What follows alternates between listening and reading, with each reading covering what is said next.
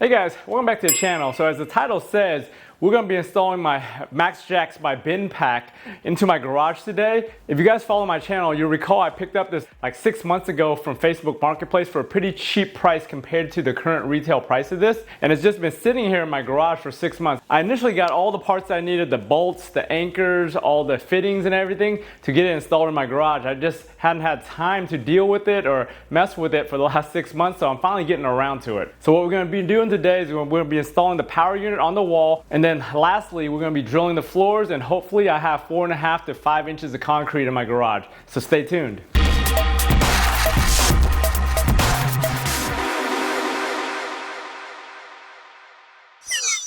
So like I said, I bought this jack second hand, so it didn't come with any of the wedge anchors, the washers, the bolts, or any of the hardware. So I had to order all this on Amazon. Initially when I got this, it had a bad fitting on the hoses. I was able to get these replaced under warranty since this lift was only 6 months old when I bought it. And then I picked up some extra fittings just because of the way I'm going to be mounting my unit right now. I needed the lines to go up and down, so I picked up some elbow units, and I picked up a connector so I could connect the hoses to make my overhead hose since I'm going to be permanently installing this. Then over here I've got this Apache 8-foot hose. This is going to be on the short side, and over by one of the columns I got a shorter cable there. If you need any of these parts, I'll have a link for all the parts I use down in the description to where I got everything.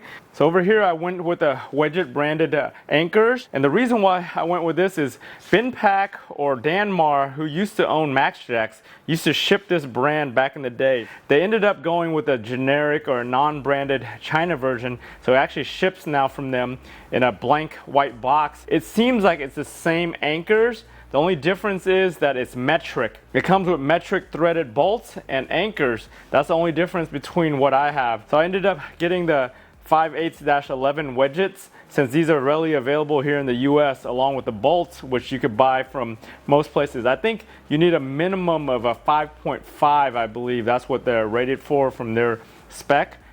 So the MaxJax comes with this portable power unit that lets you haul this thing around the garage or wherever you need it. For my installation, it's pretty much going to be permanent where it needs to be right now, and I don't really need it to be mobile. So what I'm going to do is I'm just going to mount it right here onto the wall. I'm going to take this whole bracket off right here and put some L brackets onto the wall. Once I install the L brackets, I'm going to use the bolts here on the side that is used to hold this thing to the wheeled cart, and just bolt it straight to the wall like that. Ice in my veins, I've been driving this train. Years in this lane, there's no stopping this flame. Cause I came to the game and I changed it to play how I like, rearranged it to my own domain. Yeah, I got what it takes, made lots of mistakes, taking shots, skipping breaks, feeling lost, feeling great, popping off, singing straight, never stopped, never changed. All the squad here to play, and I've got something to say, yeah. I work hard each and every day.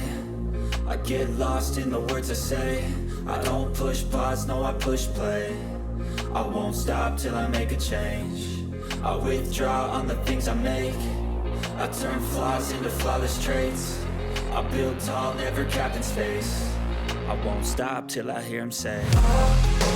So we got this baby all mounted onto the wall. I ended up putting more bolts into the sides. I just used some 10 millimeters I had with a nut on each end, but it holds nice and firmly to those rails I installed.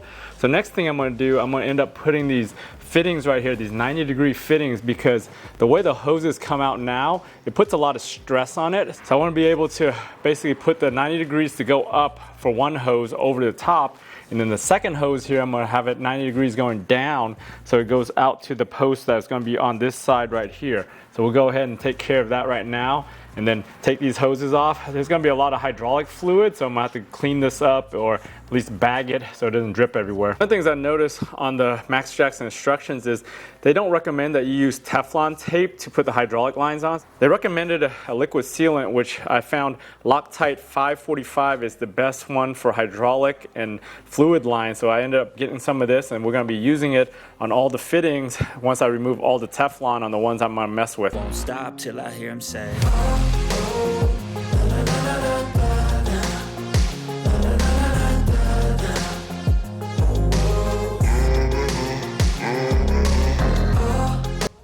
So So we ran into a little problem. This thing doesn't have enough clearance to turn because it hits this fitting. So I'm gonna have to go ahead and take this fitting off, redo that, and then put this on first and then put this on second since it goes out further.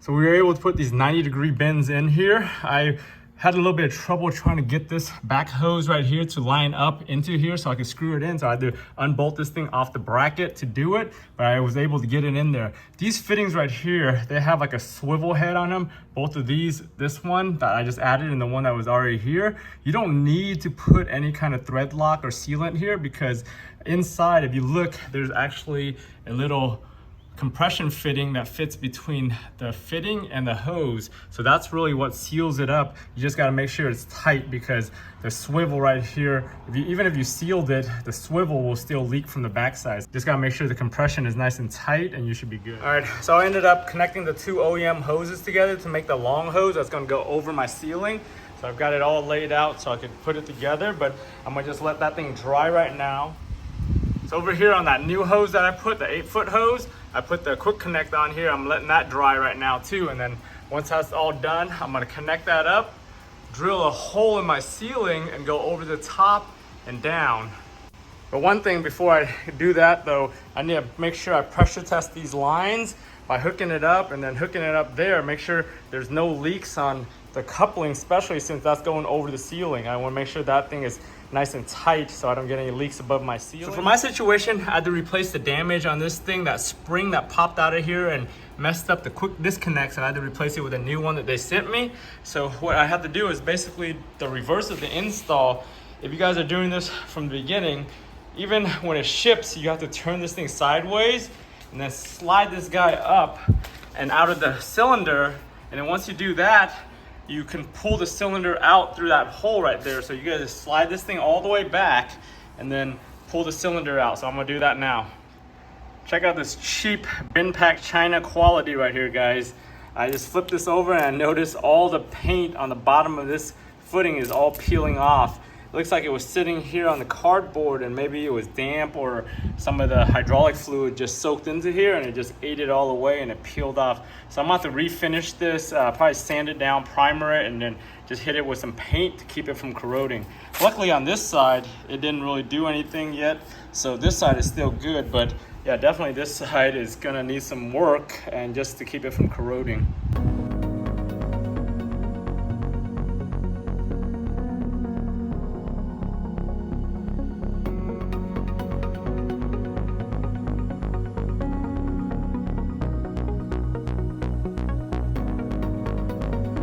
So I cleaned up everything with that super clean, got all that old Teflon off. If you look over here, there's like Teflon, little tiny shards of Teflon everywhere. The hydraulic fluid is not really good on Teflon. It freaking tears it up and it starts leaking eventually. That's why in the instructions for the NPT threads, you have to use the liquid Loctite. So you can see I got everything in there nice and clean. I have the angle perfect and it won't twist. The problem I had before was this thing was loose. I was afraid it was gonna leak when I was using it, so that's why I redid these.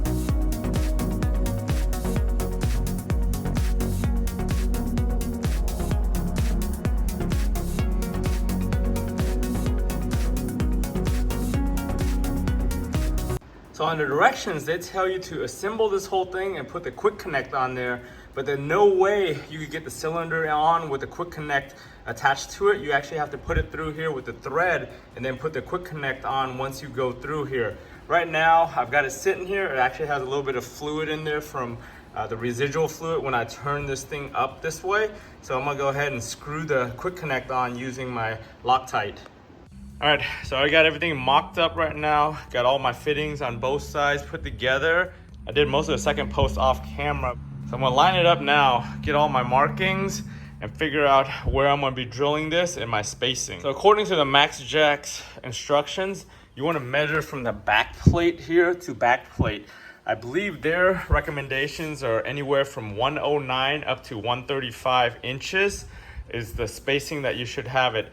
They also recommend that you dry fit your vehicle into here, trying to understand your width. I've already done that, and this right now I'm at, from this spot over here over to where I got it, is about 124 inches, which is perfect for most of my cars that I'm gonna be using on this lift. As you can see right here, I've got an expansion joint on my house, and they always recommend, I believe, you have to be at least 3 inches away from the expansion joint, which this hole right here is more than 3 inches right now, so I should be good there. Before I start, I wanna actually measure and try to get everything squared up, and then I'm gonna put down some chalk lines just to make sure all my measurements are good on here.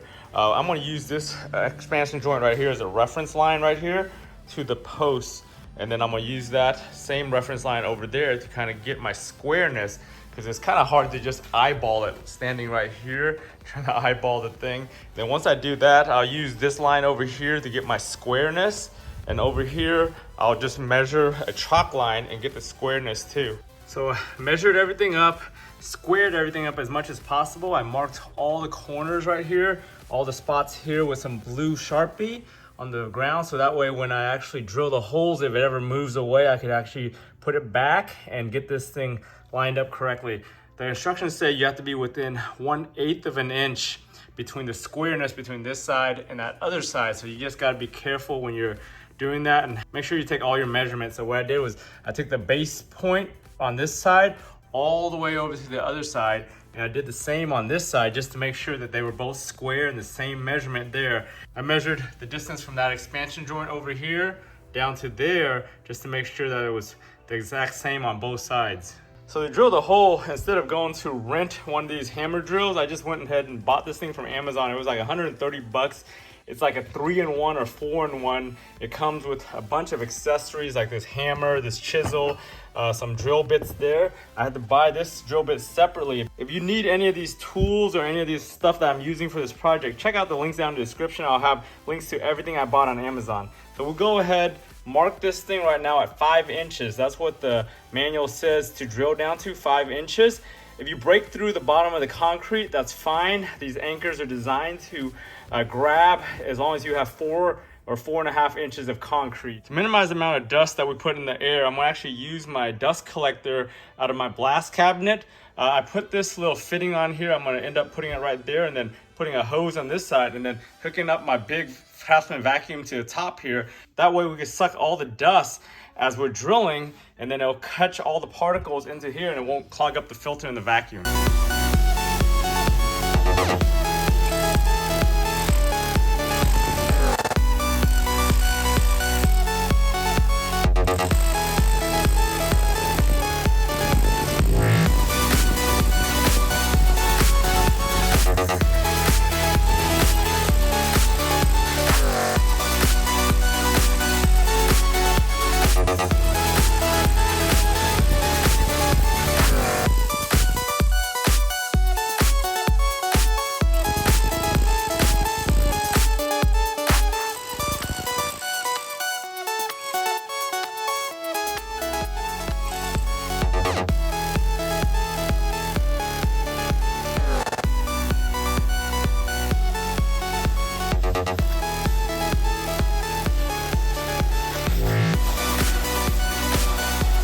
Alright, that hole literally took like 10 or 15 seconds to drill. I wanted to go in there straight, make sure I didn't wobble it too much so I don't expand the hole too much. I felt like I broke all the way through, but then I stuck this thing in there and it still feels pretty solid. So I'm gonna try to vacuum it out and clean it out and see how deep it really is. So I drilled out a little bit more, and we did hit dirt. Hopefully there's at least 4.5 inches, because I really don't want to freaking dig this up or do anything else. All right, so one of the things we want to do is clean out the hole. So I picked up this dryer vent thing right here, which is a really long nylon brush, and it fits perfectly in there just to clean up the wall. So you want to put it in there and just kind of twist it around and just clean out the hole. And then you want to use some compressed air and a vacuum just to get all the dirt out. All right, I cleaned it out with the brush. I used the compressed air, got most of that crap out except for the dirt at the bottom. So now what we're gonna do is measure all the way down to where I see where the concrete ends, and hopefully we have 4.5 inches so we can sink these anchors in and actually have it grab. That's 4.5 inches right there to the bottom right now. I'm gonna try to clean it out more, hopefully. It's enough to grab, because I think the anchors need about 4 inches to actually grab. So we wanna go down, yeah, right now it's 4 3/4. But yeah, we wanna go deeper if we can, but I think this is just like the bare minimum. All right, so I got the sacrificial bolt in here that came with the kit.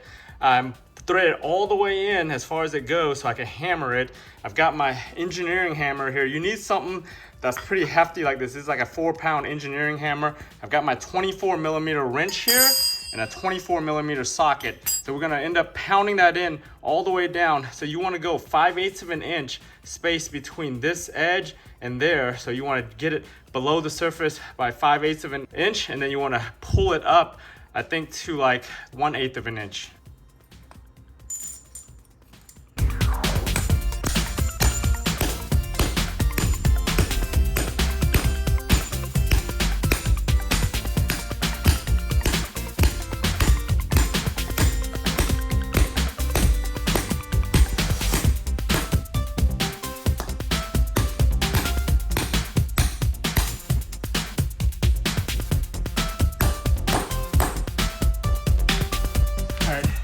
Now that we've pounded it in, what you want to do is you want to hold the top here with your ratchet so you don't spin the anchor, and then you want to start tightening this to kind of bring the anchor up so it locks.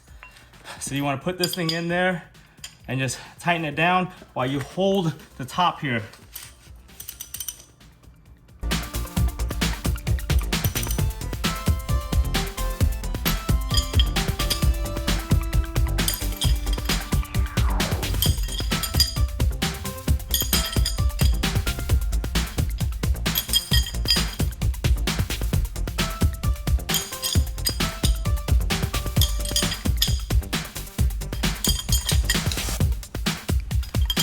All right, so once I get it to a certain point where I feel like it's close, I wanna undo it a little bit and see where I am as far as the pull.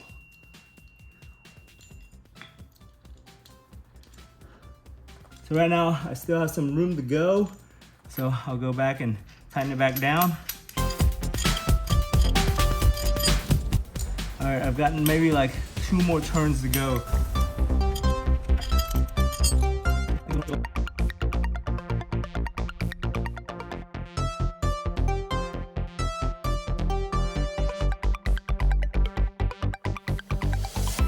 Yeah, look at this washer. It's like bent out of shape. You probably want to pick up a couple of these extra washers for your project. That's as far as it goes. It's more than 1/8 of an inch, but I guess as long as it's set and we can get some threads in there and tighten it down to 90 foot-pounds, we should be good. I'm gonna go ahead and use that as a template to hold down the lift. I'm gonna go ahead and drill the other 4 in a diagonal. So it goes, I think, A, B, C, D, E.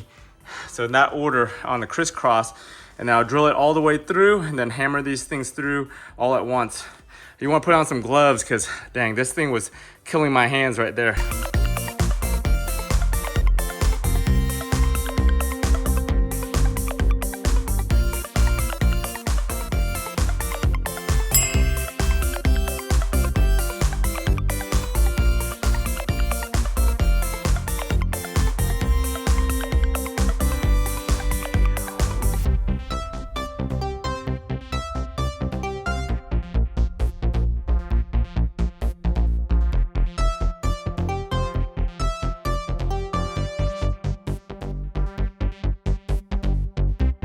All right, after about 3 of these, it looks like my sacrificial nut and bolt are dead. Looks like I stripped everything right there on the bolt, trying to tighten it as hard as I could. So I'm gonna have to grab one of the other kits I have. Luckily, I bought 3 sets of 5, so I have an extra set of 5. Plus, I really recommend, if you only have 10 of these exactly, to go pick up some extra sacrificial nuts from the hardware store. These are 5/8 11 thread with some nuts and washers.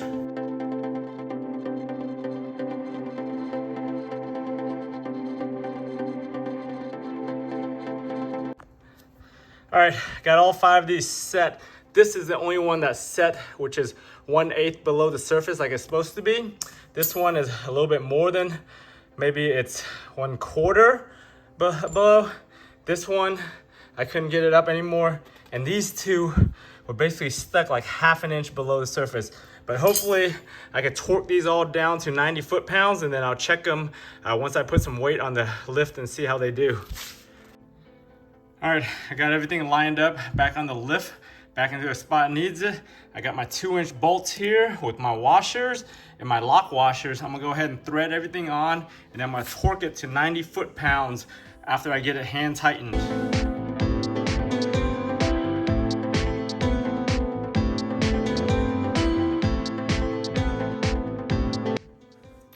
All right, now that we got it hand tightened, we're gonna crank these to 90 foot-pounds.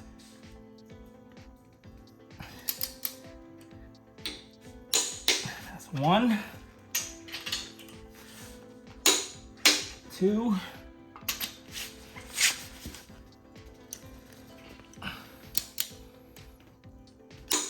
3, 4,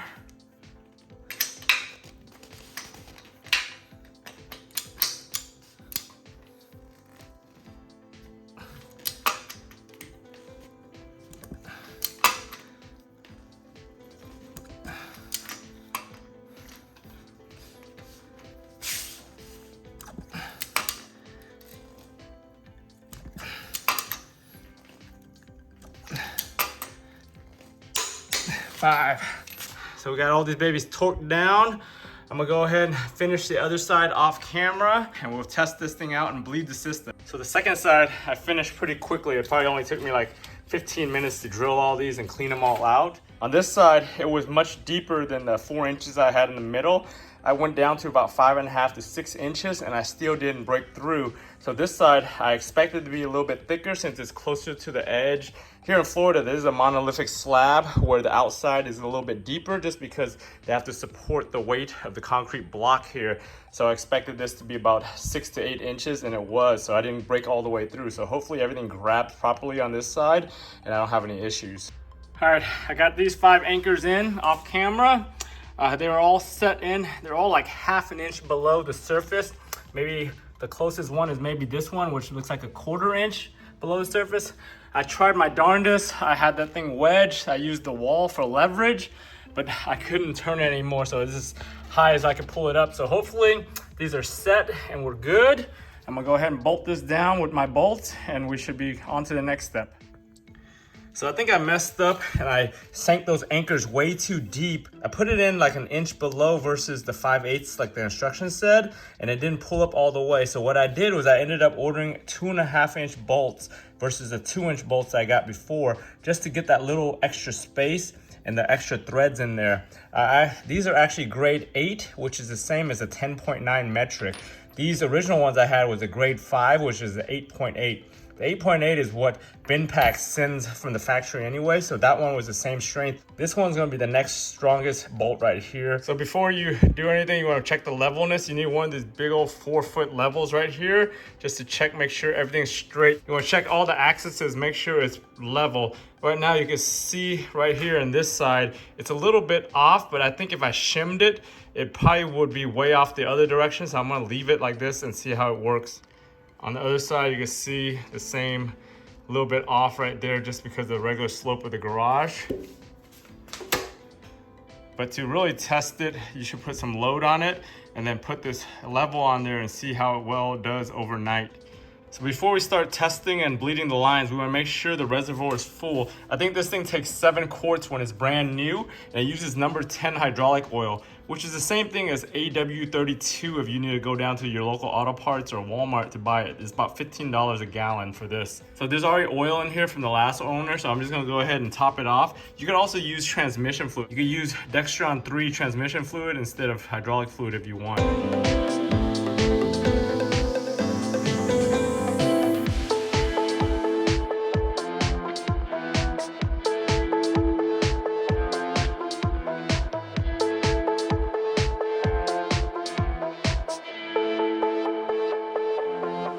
Once you're done lowering it, just leave it open for a little bit. Watch all the bubbles come out of it. Once the bubbles stop and the hydraulic fluid stops, then you can tighten it back down. So just tighten it.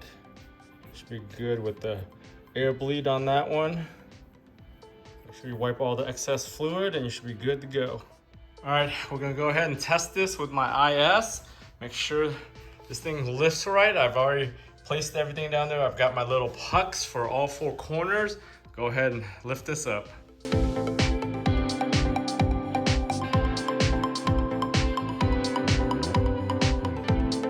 There we have it, boys. We got it lifted up. Everything works, looks steady. Ooh, a lift in your house. Dream come true right here, boys. Hey guys, if you watched this far into the video, I want to thank you for watching. As you can see, getting this lift installed is like a car guy's dream in the garage. If you guys like this video, give it a thumbs up. If you haven't subscribed to my channel, go ahead and subscribe to the channel to stay on top of all my different videos. On my next video, I'm going to show you guys how to wire this thing up to 240 volts. Then I'm going to run the lines over the top of the ceiling onto the other side so I don't have to worry about lines on the floor. Remember guys, for all these different projects, if I can do it, you guys can do it. I want to thank you for watching and I'll talk to you guys next time.